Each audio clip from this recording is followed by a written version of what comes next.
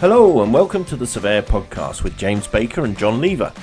Two chartered surveyors embarking upon a social media journey, locked in a virtual room with nothing better to do than to discuss everything surveying.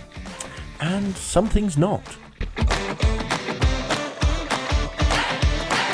Hi everyone, we thought here on the SurveYOUR podcast we'd have a bit of a forecasting session. So we are calling this little area our SurveYOUR Crystal Ball, and it's basically our 2021 forecast. So what do we think is going to happen over the next 12 months? And we'll probably look to review this at the end of the year. Now, there's a few things we've been looking at and having a bit of a laugh, seeing what the crazy predictions are out there. So we're just going to talk through a few different things and we'll see where it takes us. So first off though, John, I was reading a particular website, some Nostradamus thing, which is always crazy. And it suggested that some Russian scientist is going to create some sort of virus and we're all going to turn into zombies this year. Have we not already done that? I mean, everyone's locked down and you don't know what's going on behind those closed doors, do you? I felt it quite reminiscent of 2020, really. So yeah, it didn't fill me with joy to look at that. Nostradamus is true. Did you not know that it's going to happen? So I mean, it could do. I mean, maybe that's the virus, or maybe that's the vaccine. Maybe that's what the vaccine does. Yeah, maybe that's going to be what the vaccine does. Maybe because nobody knows what this vaccine is going to do. So, on that note, talking of which, did you do your vaccine calculator? Yeah, so I did. I saw this. So I saw this, yeah, and I entered my details into it, which is very little details. I'll let you probably talk through it, but I've just done mine. Yeah, so I'll go through it. So it indicated that I would be due my first dose of the vaccine between, I think it was the 19th of July and the 28th of September. So that's something to look forward to. And what's the duration between? Is it like 10 or 12 weeks or something? It's 12 weeks that the government suggested on the vaccine. So right. It's going to be 12 weeks between, apparently, although I'm not sure whether the science behind that, the testing on the vaccine and everything will back that up and whether it will work or not, but that's a whole other different things. So yeah. I'm no medical expert, and so I wouldn't like to. Just as well, really, seeing as you're a chartered surveyor. Yeah, exactly. So right, yeah. Okay. So I've just done mine. So age 52. Am I pregnant? No. Am I a care at home resident or worker? No. Am I a health worker? No. Unpaid carer? No. I feel if I said yes to this, I might get it quicker. It kind of feel this is what's talking but about. But that it's just a calculator. It won't mean you'll get it quicker. Oh, okay, fine. Making you extremely. Is there? Oh, sorry. Am I shielding, or is anything making me extremely vulnerable? No. Do you have any underlying health conditions? Well, I am slightly portly. I didn't actually put that out. Let's see what the options are under that one. Oh, it's only no or yes. I'm going to go no first of all, and then come back and recalculate it on yes. And it says vaccine rate at 1 million a week. That's what we reckon, isn't it? Is going to be happening. And well, that's the current rate. Mad. Have you seen this? It goes time to vaccinate everyone 2.1 years. Yeah, 2.1 years. By 2024, no more virus. 2024 though, gosh. Yeah, well, that would be 2024, wouldn't it? No, yeah. Well, essentially, it'd probably be roughly speaking, because we got before we were probably out of it at that rate. Yeah. Now, do you think you won't go to a meeting unless the other people in the meeting face to face have got a vaccine card? So for the next 2 years, you might choose not to go to a meeting. I'd like to think not. I'd like to think. I wonder. Or like to think you have to put in your vaccination code before you're allowed to attend the meeting. I mean, I'd like to think not, but I hope that we don't go down that sort of route. But I guess you never know. Me is coming out. Yeah. Yeah. Okay, all the CDM implications. Yeah. Absolutely. And also, is there a discriminatory issue with that as well? Another topic for another day. So uptake, they only reckon 70% are going to take up on it. Yeah, apparently that's the norm, I think, for vaccines, that 70% of people will have them, 30% won't. But I think that's more than enough to, as they term it, get herd immunity or whatever from the virus. Yeah, that should be enough people.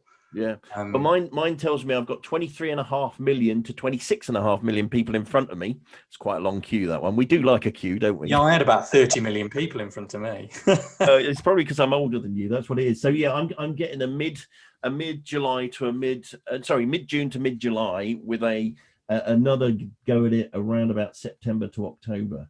So yeah, that's interesting, isn't it? So now I'm just going to put in here.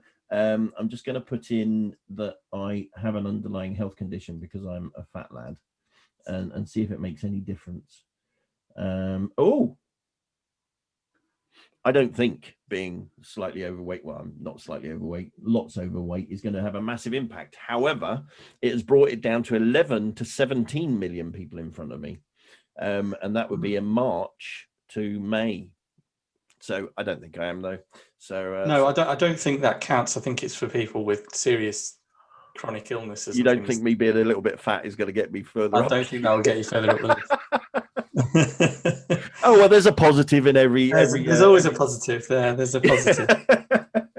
I'll carry on eating then. I'll be just carry on eating. Yeah. Yeah. No worries. So therefore you give yourself a problem, and therefore you will get higher up the list. Yeah, I don't think that's how this whole thing's meant to work, is it? No. So, although a part of me thinks that I'd prefer quite a lot of people to have it before me, so that whilst I trust all of these people, we should do, it's gone through various testing and things. There's still that element of, has it been tested thoroughly? Oh, I know, and will I have the nasty rash? Yeah, and so a part of me thinks, if a lot of people have it before me, there's a lot more guinea pigs before I have it. Yeah. So, if there is a problem, by the time I do receive the vaccine, I think we'll know about it. I'm quite happy to stay at home an extra month or two just to make sure. Yeah, I'm working well enough where I am, so. Yeah, no, that's fine. Okay, cool. So that's Nostradamus and COVID, and I guess, I mean, what people weren't really gathering or thinking. Now, you and I have a different view on this. You were saying back in March last year, 2020, you thought, I'll be around for a couple of weeks or whatever, and there's me doom and gloom going, we're into this for 2 years. I remember it specifically last March, because we'd booked a week away, and it was the middle of March. It was the week of the 16th of March, and so we'd booked this week away, one of these sun holiday things in a caravan on the Yorkshire coast. And so the pandemic was kind of, it was in the country, and it was on the news. And the week we were away, the daily briefings from Downing Street started. And it was a really weird week, because things started to kind of ramp up. And my wife, who's a teacher, was saying, they're going to be closing schools. They're going to be closing schools by the end of the week. And sure enough, that it had the following week, schools were closed, and the following week we went into lockdown on the 23rd, I think it was, of March. And at that point I was saying, no, it's not that bad. I know, it's weird. Me being the eternal optimist that I am. Yeah. And I thought, when lockdown happened, I thought, 2 or 3 months and we'll be back to normal again. This sort of thing, it's not going to be an issue. Much to obviously my surprise, that then things didn't really get any better, and we're almost a year down the line. Yeah. Well, I mean, I was thinking, I've spent we're nearly 20 years into Deliver. I've spent 19 years traveling around. Yeah. And then I was in Dublin in February, and I don't tend to follow the news that much because it just generally annoys me and makes me unhappy. And there was a murmuring about something or other, which I thought nothing more of it. So I was still traveling around to clients and around the country and around the world. I mean, gosh, we traveled around the world for the last 4 years to places, and and thought nothing more of it. And now, would you get on an aeroplane? No, I don't think I would. Not a chance. Not a chance. I get on it. My favourite one was, that birthday thing that you went to last year, where the child spat all over the cake when they blew the candles out. Would you now have a slice of that cake? Yeah, probably not. No, they're going to get a cupcake to blow out, aren't they? And everyone else is going to have a vacuum-packed slice to take home with them. But yes, now how strange, isn't it? How weird. So I guess then, kind of moving a little bit away from that, then just thinking about what impact the pandemic has had on 2020 in terms of working practices and things, and thinking about how that might be a permanent thing, or will it be a temporary thing? I mean, I think we probably have slightly different views on this as well. Obviously, we're all working from home at the moment. We're in lockdown 3, or whatever you like to call it. And, we both run our own businesses, so we work from home anyway. That's just what we do now. And nothing which will change. I'd hope that one day I can go back into an office, but I personally think there'll be some change. I think we have to be mindful that our industry is incredibly slow to change. Yeah. Everybody reacted very quickly when the pandemic hit and started working from home remotely. Everybody's using Zoom, Teams, whatever it might be, to do online meetings, and actually worked very effectively. But the one thing to also remember is, and this is probably a bit of a dig, but there's still plenty of people in our industry who are a little bit old-fashioned, shall we say, and want to see bums on seats in an office 9 till 5 and want to actually watch what people are doing and keep an eye on them, because if you're not in the office, you're not working, which is not a view I hold. And I think that that's totally inaccurate. I think the modern day workplace should be more flexible and should have been more flexible than it has been probably in our industry. I think there'll be changes. I think once we come out of the pandemic, I think that people will look for more flexible lifestyles and will look to change the way that they work, and so that they might do 2 days in an office, or they might do 1 day or whatever, and they'll be flexible working from home, working in an office. I think there's a reality that it might change housing design, and we might have more study spaces in homes and things as they're built that's going a thought. forward. Actually, I hadn't considered that. I think that will happen, because I think there'll be a demand. Bigger, like an office at home, basically. I think so. But I also think that there'll still be plenty who want staff back in offices, and they won't want to change, and that's the way they see the world of work, which again I don't agree with. But I don't think it will be huge changes. I think there will be subtle changes. I think they will take time in certain places, certain companies, organizations. But my view is, and I've done this for years now anyway, as long as you've got an internet connection, you can work from wherever.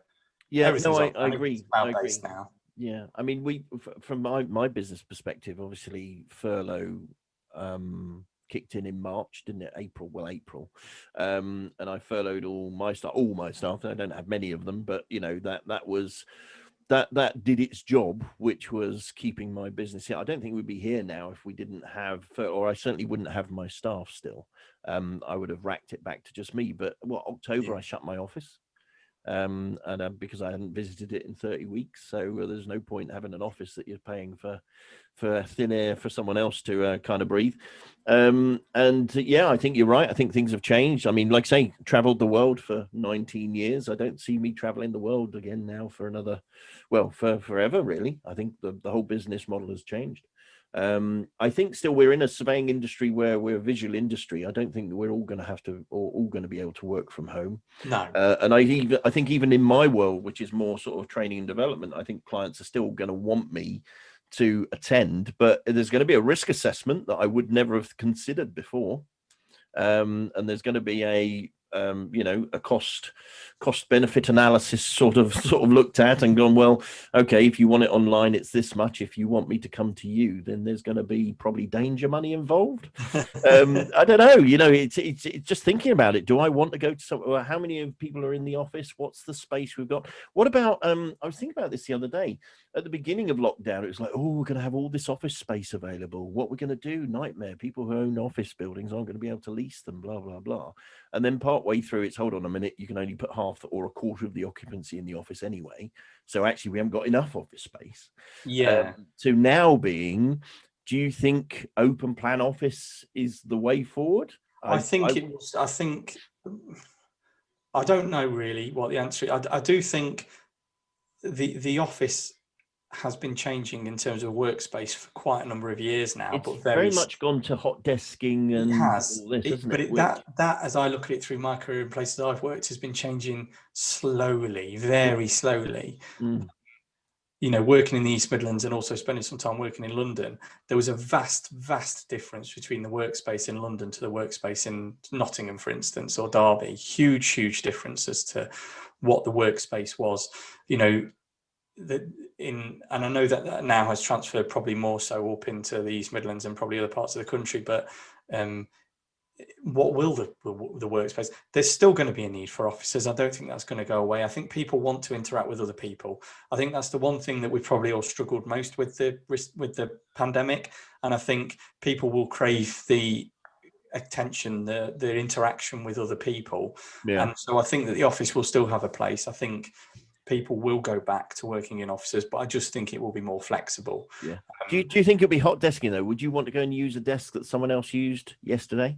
Well, I don't think, whilst there's a coronavirus floating around, probably not.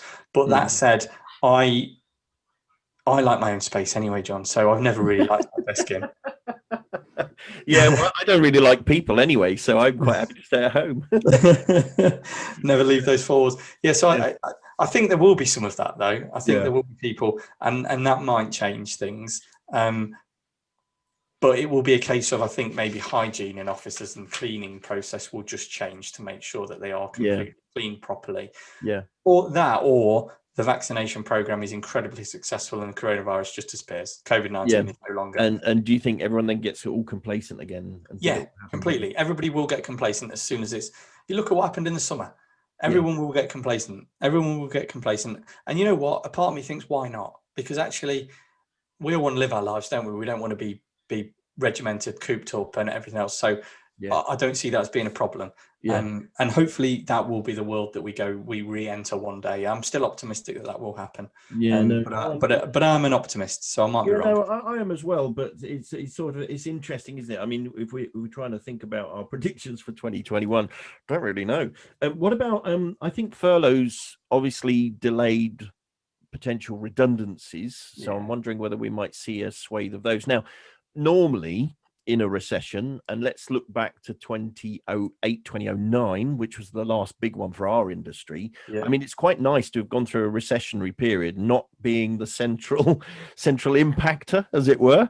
Unfortunately, yeah, absolutely. And every recession I've had experience of, which is now three-ish, it's always been the construction industry that's taken the biggest hammering. Now, to a certain extent, whilst I don't relish any recession or any period like that, our poor colleagues in the entertainment and sort of hotel business or whatever it's called are the ones that have probably taken the biggest hit this time round. But the interesting thing is, it's been everybody, hasn't it? And normally recession tends to be one area or the other, and people tend to then jump careers or move from construction into the hospitality industry or something like that, whereas that's not really been necessarily the case. And I was expecting a big influx of redundancy come November last year, because that's when furlough was going to run out. And then it got extended, and we're up to April now, aren't we? It's to April, yeah. So maybe one of my predictions is going to be we're going to see redundancy, or has it already happened? Have people done the redundancy bit already, and this lockdown 3.0 is just a walk in the park because we know what it is now? Everyone's already set up. I think I'd agree with you, and I think there will be redundancy. I think there probably has been some, and I think there will be more once furlough ends. Whether that impacts construction is difficult to say, really, because I don't know how many businesses. I think because construction has been allowed and been requested to continue, I don't think that maybe it will be impacted as hard as it might be under normal recession circumstances, because the government want construction to continue building. Well, they certainly seem to want to invest in it, don't they? They do. So I don't think it will be impacted. But so it might be that we've seen the majority of redundancies within our industry. Certainly other industries haven't seen anywhere near the amount that they will do. I think there will be a huge amount come end of furlough. Businesses will be out of cash. I mean, you look at hospitality; it's horrendous. Oh, it's horrendous. And you feel for them, and I used to have a lot of hospitality clients. I used to work in that world, I feel for them because it's tough, and they're obviously going to be hit harder than anybody else. But as for our industry, I think I'm not entirely sure. Predicting wise, I think there'll probably be some, but I think as an industry, we may well see an impact further along the line. Normally construction gets it later anyway than everybody else. Yeah. Now, here's a thought for you. Hospitality industry, I was just thinking there, what you said. Do you think that let's say the vaccine works? So let's say I get vaccinated in July. That means I've got to have another one in October time. So by Christmas time, I'm COVID free, and in a world of COVID free, and everyone's then going to go away, going to go places, going to go on holiday. And so do you think that industry will bounce back very quickly just because everyone's been locked down and they all want to get away now and get out. It may do, but it all comes down, as a business, somebody owns a business, runs a business, it's all about cash flow, isn't it? And, it is. and ultimately, there's only so so many much to businesses hold on. out there that haven't had any cash flow whatsoever, because there's just literally been nobody buying their services or products. And if you don't have cash flow, regardless of things then suddenly kicking off, you might not be able to afford to pay your staff. Therefore, you've got to let staff go. And all of a sudden, then, if there is a huge demand, it's going to take a little while for that cash to start flowing back through. And therefore, you're not going to be able to take anybody back on until that cash starts coming through the business. And so it's a really difficult situation. So I'm not sure that it will see drastic and huge recoveries. I think there will be recoveries quicker than under normal recession circumstances, because it's a very different thing. But I don't think it will be sudden and everything will be back to normal again. I mean, we've got to also think how much money we've got to pay back to the government. Well, no, absolutely. Let's not lose sight of the fact it's not us as well. It's our children and our children's children. Exactly. That's going to, have to be paying for this in the future. And I guess one of the last areas I was thinking of as well was what you've done, which is set up a new business.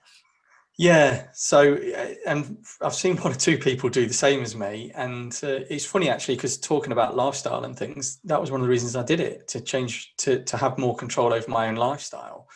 I've got a 1-year-old and looking to have probably another child as well. And wanting to change I love what I do. I like working. I enjoy my job, but I don't want to be dictated to by an employer that I have to work 9 till 5 and be in an office. I want that flexibility. I want to say, well, you know what, this morning I want to start work at 7 and I want to finish, or I want to break in the day to go and drop my son off at nursery, or go and pick him up and have a bit of play to him, and then I'll work again when he's gone to bed. So I want that flexibility and to be able to work. Basically, it's what you call work-life balance, but actually to separate, I think we all like to say, and I think if you don't like your job, it's a chore, but I kind of like my job. Yeah, no, I love my job. So for me, it's not best really job work. ever. Yeah, it's not really work. So it's just part of my life. It's part of what I do. And so why would I completely separate those two things? I get, when I've worked for other people, it has felt like a job. So I'm in a different situation now. But having gone to work for myself, it was largely led from a lifestyle point of view, wanting to change that. And I've seen other people do it, and maybe they'll, some of us, I might not succeed, some others might not succeed, and I might end up, I'm pretty confident I will succeed, obviously. And my business plan suggests that I will, but that's just words on paper. So well, I mean, I'm 20 years into running my own business, and I don't think I'm employable, to tell the truth. I don't think I would be able to work for anybody else. People have said to me, "Oh, would you do it all again?" It's like, well, I haven't stopped doing it. Why are you asking me that question? No, I would. Yeah, I thoroughly enjoyed it, and you're right. The flexibility, the ability to do what you want. But when you have your own business, I think you work twice as hard. So I think the work-life balance can easily go out the window. I think you have. Well, it can. That's true, and that's the one thing that I've tried to keep on top of. There's been times where I've worked, long hours to deliver for certain clients on certain things, but largely in the 3 and a bit months that I've been running my business, I've been pretty disciplined and managed it pretty well. 3 months, bless you. You're just a babe. So, I mean, 20 years in, mate. No, forget it. 20 years in, 7, and you never put it down, and blah blah. No, I've thoroughly enjoyed it. You're right. Now, I guess prediction-wise as well, technology. We've seen a massive. I think we've seen a 10-15 year jump in technology, or people's acceptance of it. I think the technology was always there. I think it's the acceptance. I think it's the it's the use of. Which I think will improve matters. I mean, one of the things I want to do with my business is try and ride the wave and be on the crest of that wave, and not behind times with technology, and there's certain things that I want to look to implement in my business, which I won't go through now. We can share those another time. But there are things that I, largely around efficiencies, but the way I deliver to clients and things. So that again should be a positive for my business, and hopefully it will work out for me. I've got a number of things that I want to do. Some of it I can't do immediately due to cash flow. Some of it is investment that I need in technologies and certain things, but there are a number out there that I want to try and implement in my business as soon as I can, because it then becomes a way of working, and hopefully once I get to a point where, if I have growth and I have staff working for me, they will immediately come in, and those processes and things will be in place with the use of technologies in how we deliver to clients, which will improve things and make things better for them, make them more efficient, and therefore make the business more profitable. But we'll see. I don't think we'll see any drastic changes this year in technology. I think the technology is already out there. I think it's being developed. I've not seen anything new coming over the horizon. No. But there could easily be something I've missed. I think we will see surveyors more extensively using various different bits of technology, whether that be tablets more frequently. We probably all use cloud storage now, so we can access wherever. We can use our mobile phones for things. Drones are becoming more and more commonplace. I know there's been some laws changed around that recently, with Brexit and things. So it will be interesting. And obviously you just mentioned the big B word there as well, Brexit. I mean, I don't think anyone's really thinking too much about Brexit right now, even though there's lots of adverts going the 1st of January, remember, it's all going to change. It hasn't all changed. It changes depending on what you're doing business wise, I guess. But, for your and my client base, I don't see that there's going to be massive change. Maybe a little bit around data protection. But I think policy wise, and because obviously we have a lot of European laws and standards and things, so I think there'll be changes around some of those things for us as British based and only purely providing services to British customers. Then I think we won't see too much of an impact or too much of a change. I think if you do trade internationally, and certainly probably some of the biggest surveying practices in the big multinationals, probably going to see a change, but for the likes of us, we won't be impacted. No, I agree. So where are we with predictions then? What should we do? I think 5. Let's go with 5. I think 10's too many. Yeah, let's go with 5. So what's your first one? What are you going to throw into the pot? Well, I'm going to say, we've kind of already talked about these, haven't we? So I'm probably going to say, so what should we start with? COVID maybe, and with the pandemic. Yeah. So do we predict it's all going to be gone by next Christmas? So my prediction would be we will be in a better place, but it won't be gone. Oh, that's quite vague, isn't it? You've left us wide open for flexibility there. I'm not sure I like that. Be a little bit more focused. Not that I'm sitting on the fence, obviously. Yeah, I was going to say you can't sit on the fence. You're not allowed. I'm going to go. I'm going to go with. I think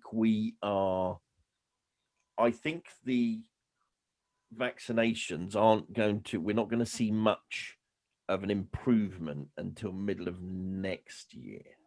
No, you're sticking your neck out there, aren't you? I think by Christmas we're going to be still in some form of limited social distancing scenario. I think that's what I'm going to stick my neck out on. And I think by the middle of next year, maybe summer next year, we might be in a position where things are looking a bit more rosy and a bit more dandy. But that does require us all to make sure we do our best not to keep spreading this thing around. So, wash your hands, wash your face, all that sort of stuff. Stop licking people, Stop licking strangers. Yeah, I always tell my kids that. They always look at me a bit funny. Don't lick strangers. COVID, you're going for it. It's all going to be rosy and dandy by Christmas. No, I'm not saying it's going to be rosy. I'm just going to say I think it will still be. No, you didn't say that, did you? You left it wide open. I did leave it wide open. I didn't realise you were going to be so specific, to be honest. Yeah, no, I'm gonna. Let me stick my neck on the line now. Then. Oh, go on, then. I think I foresee that there will be problems with the vaccination program. Okay. And therefore I think it will rumble on. I think your timescale I would probably agree with, actually, and I think it will probably be the middle of next year before we see any form of, shall we call, normal, going back to what we're doing. I think Chris Whitty himself said the other day that he was suggesting that there was still going to be some measures in place next winter. So from that, if we can read anything into what's happened over the last year and what they tell us, then I can't see an awful lot of change from that perspective. So I'll probably agree with your timescales, and I know that's not really sticking my neck on the line, but it's not going to go on any longer as far as I'm concerned. I'd be amazed if it did. And I certainly don't think we'll be over it by the end of the year. I think another good one to look at would be, what do we think is going to change in our industry over the next year?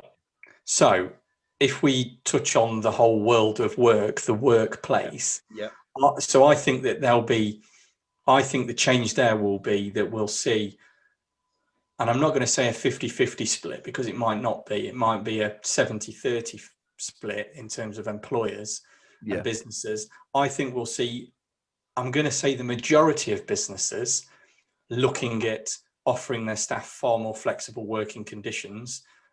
And that will be with working from home, with working in offices. And I think we'll still see, though, a more minority, so I'll say 30% of employers still wanting to see their staff more regularly, wanting to keep an eye on them, old-fashioned type ways. And I think that those businesses will struggle, because I think that people won't put up with that. I think the one thing people have probably had, people like routine, yes, but I think people also don't like to be dictated to. And I think we've been dictated to quite enough. And I think people have learned, well, I get to spend more time with my family when I work from home, because when I finish work, I finish work. I don't have to commute. So I think we will see a change in that. And that's how I see it.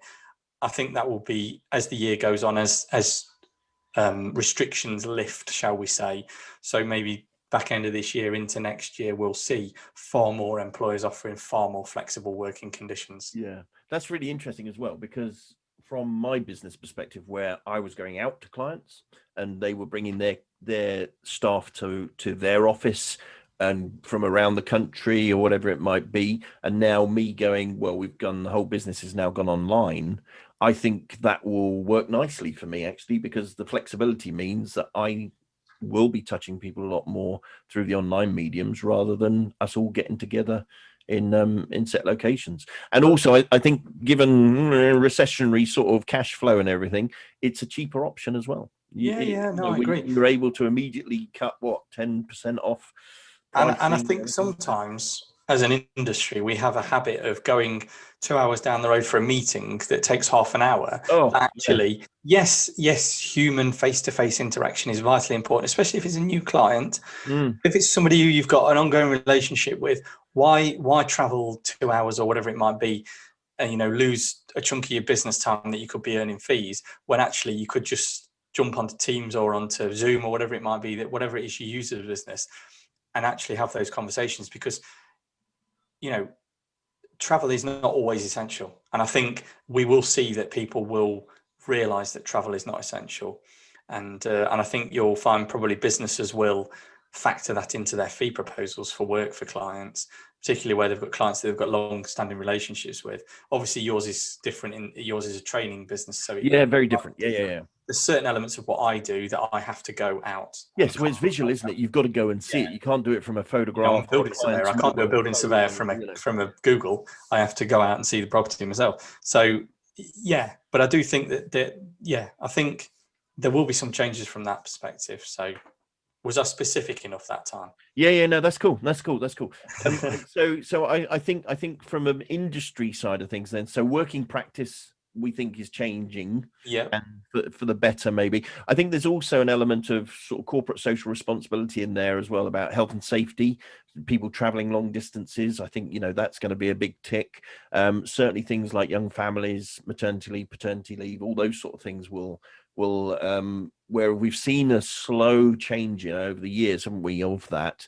I think that will be a lot more prevalent, and I think that will work better, certainly from a business continuity perspective, because you can say to the man or the woman, well, you work from home, and if you certainly after maternity leave, if you want to then still have time with the family and work around your children's schooling and stuff like that, then that might mean our working hours change. I mean, I've for as long as I can remember, I've worked in the evenings.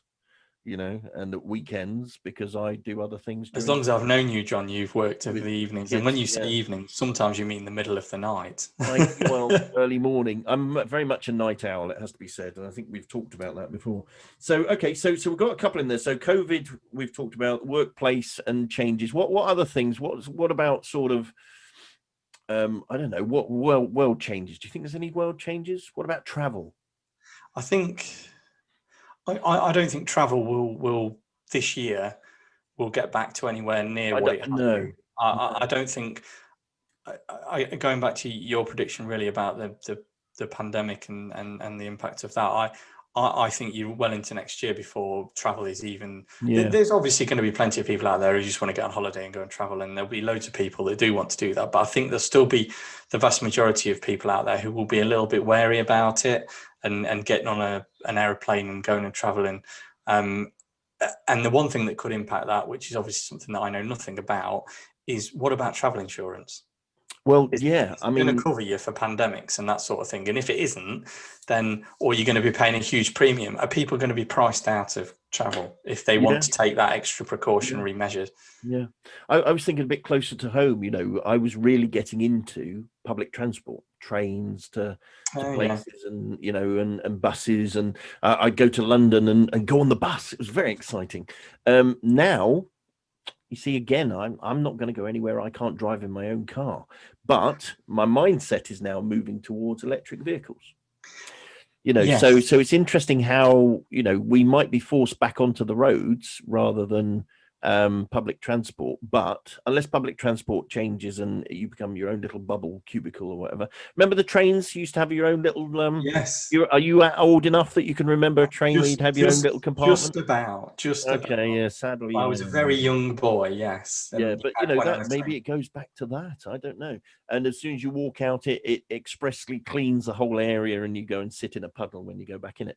But I wondered whether we would see leaps and bounds, because technology-wise, we've got to see a leap and a bound in battery storage and in data storage and in speed of charging and stuff. Now, if we manage to, if they manage to, on a small molecular cell or whatever, have 300 years worth of battery power, all of a sudden the world will change.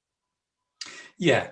Somebody needs it does. You're right. Interesting about the big technology change, have we? It's interesting about the electrical vehicle, about the electric car scenario, because I've come across a lot more people, contacts and acquaintances and stuff that have now.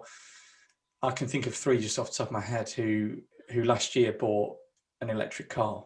Yeah, what, fully electric or a hybrid? No, fully electric. Yeah, well, we did. My wife has one that only does, unfortunately, 90 miles, which is a bit annoying. Well, if it did 160 miles, we'd be laughing. See, I learned at the end of last year, rather frustratingly, that because you always look. Tesla is obviously the standout electric car model, and you think, well, but they're bloody expensive.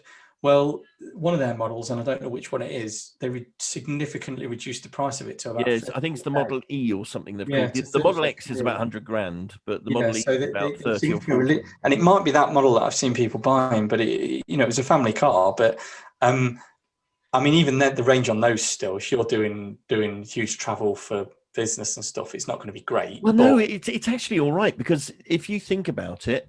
Now, I'm based in Bedford, you're based in Derby, so you're an hour and a bit further north than I am.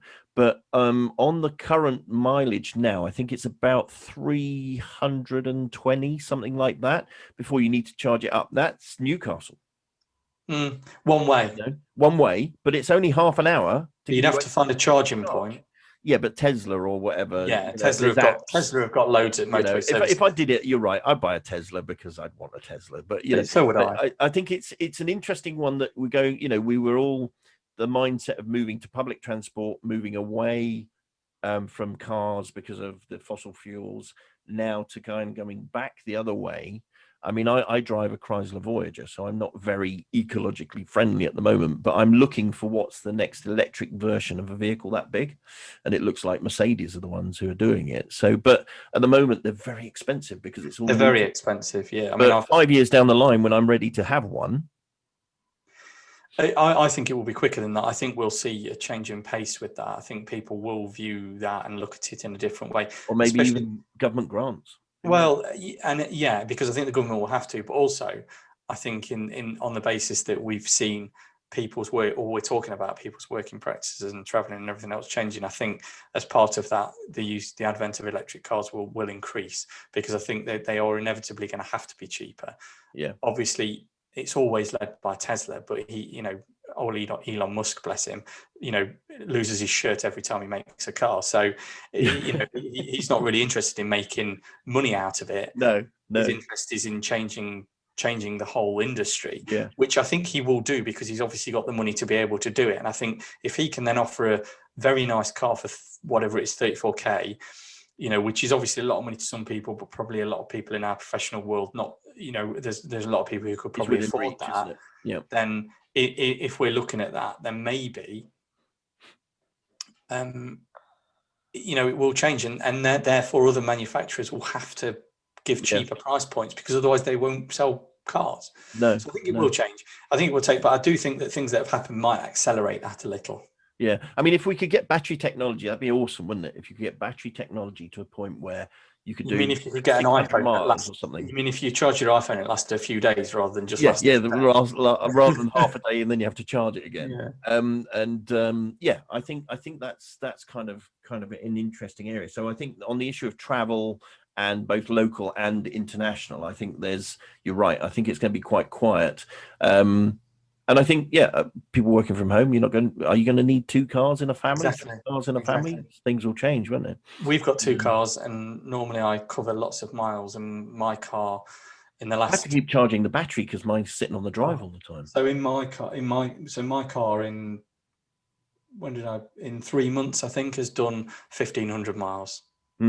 Yeah. And in 3 months, you'd normally do what? How much would you do a month? I'd normally do 3 or 4 times that. Yeah, exactly. I think I was at the height of back end of last year working, it was like 400 quid a month on fuel and about 25,000 miles plus a year.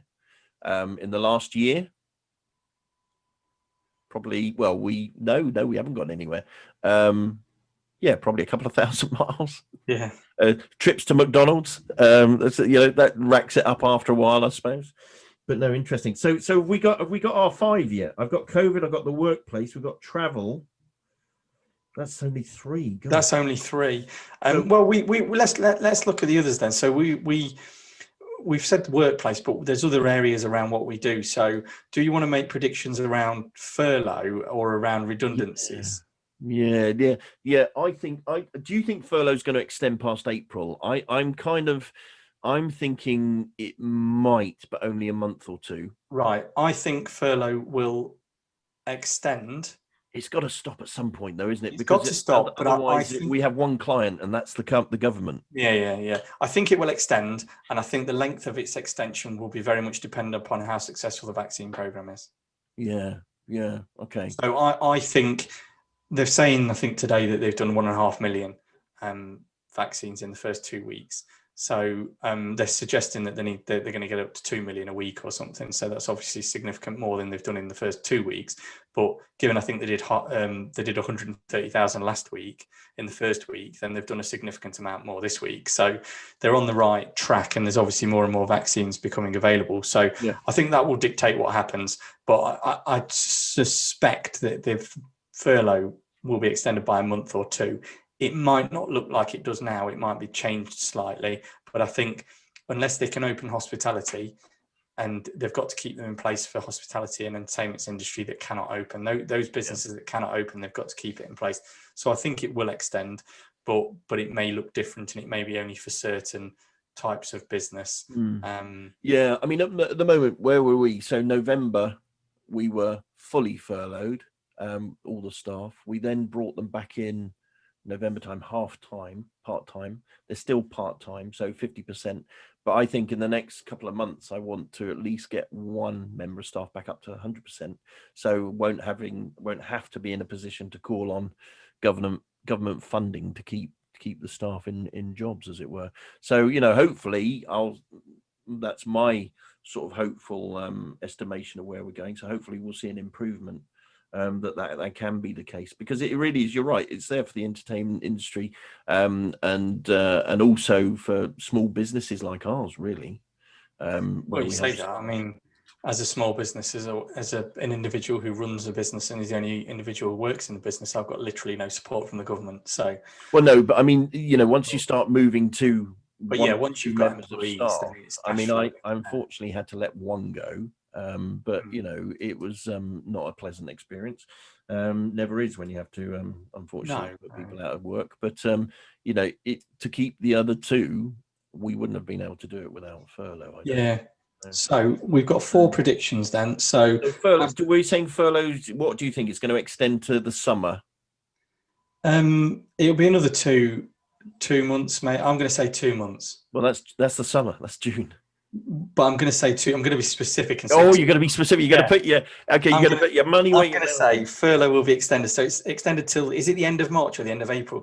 I thought it was end of April at the moment. So another 2 months is May. That's June. So we're going for the summer. You're extending it to the beginning of the summer. I'm going to say it's going to be in place until the summer. Okay. Yeah, I don't think I would argue with that. Okay. And so what should we do for number 5? Well, I think we either. What do you think about some major technology change? I feel there needs to be something in the technology world. Are we going to come up with a I don't know, what could it be? What do you think? You're asking the wrong person, I think. I mean, in our industry, I'm thinking there's never any major changes technology-wise in our industry. They filter in slowly. I think we've had it in the advent insofar as people everybody working remotely online and having meetings via video conferencing. I think that's you change, and I don't think anything much will. I think that will continue to be used. There might be tweaks, improvements, and changes to that, and that might be it. But this year, I don't think there'll be any drastic new changes to. What about you and I getting away on a summer holiday then? Not together, obviously. Well, I've got one booked, John. So I've got one booked as well. So do you think we're going to actually manage to achieve our summer holidays this year? Well, mine is in the UK. Yeah, mine is as well. Mine's Scotland, just on the border. Mine is the Yorkshire coast. Okay. So you're back to your caravan again. No, thankfully it's not a caravan. It is an actual house. All right. Okay. Yeah. So mine's a house by a beach. So in Scotland, so it's not that warm and sunny, but it's. Do you think we're going to get away on holiday? Let's go with that one. I think so. Yes. I'm going to go yes as well on that one. So you and me are going to manage to achieve our holiday aspirations of getting away for at least a week. So I mean, I've got 2 booked. So have you? I've only got one. I'm not wanting to be greedy or anything, but okay, so that's cool. So there's our prediction. So we've got COVID. We reckon is going to run till next year. Workplace, we think is going to change quite drastically, if not any more than it already has, but stay where it is, not necessarily go back.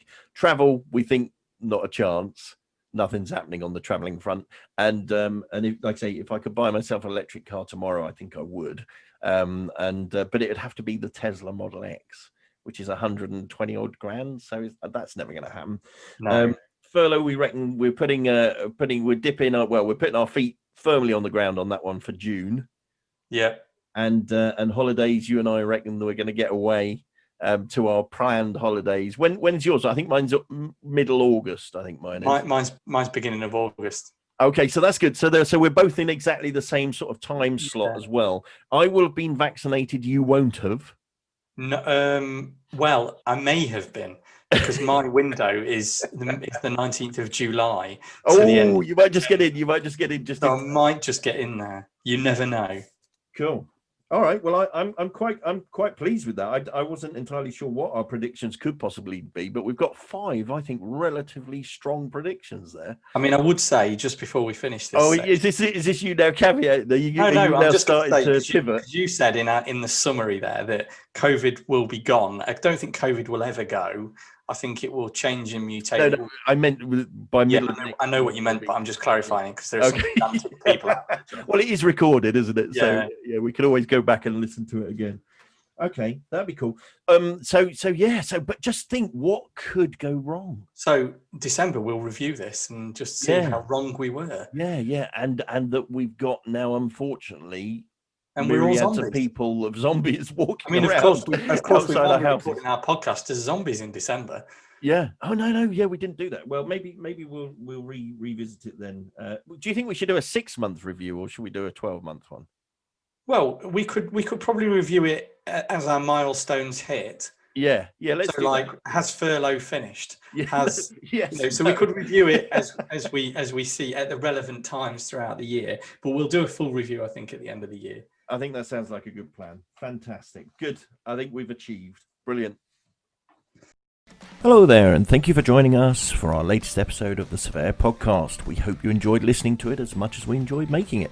Don't forget to subscribe at all your favourite podcast providers: Apple, Google, Spotify, iHeartRadio, and so on. Also on Twitter and Instagram at SurvePod, that's SurvPod. You can also get us on YouTube. Click the subscribe button, and don't forget to click the little bell. It tells you when we post our latest content, and on our webpage, survpod.com. Don't forget to leave us your reviews, comments, suggestions, and of course any questions. And finally, if you want to come along, join us at a future episode of the SurveYOUR podcast, send us an email to survpod@gmail.com. If you like what you see and hear, tell your friends. Let's put surveying on the map. Stay safe, wash your hands, and don't lick any strangers. Bye-bye for now. The SurveYOUR podcast is a copyright Deliver and Invise Limited production. We suggest you come up with your own ideas and not copy ours. Thank you. Catch you again soon. Bye-bye.